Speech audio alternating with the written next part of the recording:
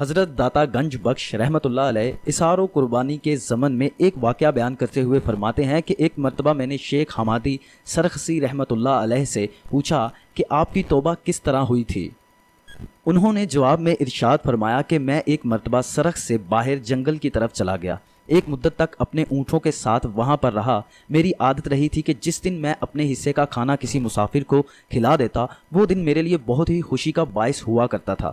ایک مرتبہ ایک شیر آیا اور میرے اونٹ کو چیر پھاڑ کر ایک بلندی پر جا بیٹھا، پھر اس نے ایک زبردست چیخ ماری۔ شیر کی اس گرج کو سن کر ارد گرد سے قسم قسم کی جانور، لومڑی، گیدڑ، بھیڑیے وغیرہ آ گئے۔ ان کے آنے پر شیر بلندی سے نیچے آیا، اس نے اس اونٹ کے ٹکڑے کیے اور پھر بلندی پر جا بیٹھا۔ اب تمام جانور اونٹ کا گوشت مزے سے کھانے میں مشغول ہو گئے۔ جب وہ سب سیر ہو کر چلے گئے تو شیر نیچے اتر آیا تاکہ وہ بھی کچھ کھا لے۔ اسی اثنا میں ایک لنگڑی لومڑی آتی ہوئی دکھائی دی جو کہ اس طرف کو آ رہی تھی۔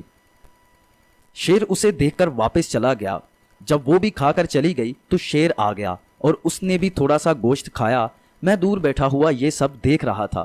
اس کے بعد شیر میری طرف آیا، اللہ نے اسے قوت گویائی عطا فرمائی۔ وہ مجھ سے مخاطب ہوا، اے احمد، لقموں کا احسار کرنا بھی کوئی اثار ہے؟ اگر مرد ہے تو اپنی جان کی بھی پرواہ نہ کر، لقموں کا احسار تو حیوان بھی کر سکتے ہیں۔ تو انسان ہے، تجھے ضروری ہے کہ اپنے اثار میں انسانیت کا ثبوت دے۔ شیخ حماد سرخسی رحمۃ اللہ علیہ فرماتے ہیں، جب میں نے شیر کی یہ باتیں سنی تو مجھ پر اثار کے اسرار کھلے اور میں نے زندگی کے تمام معاملات سے توبہ کر لی اور یہی میری زندگی کا پہلا دن تھا۔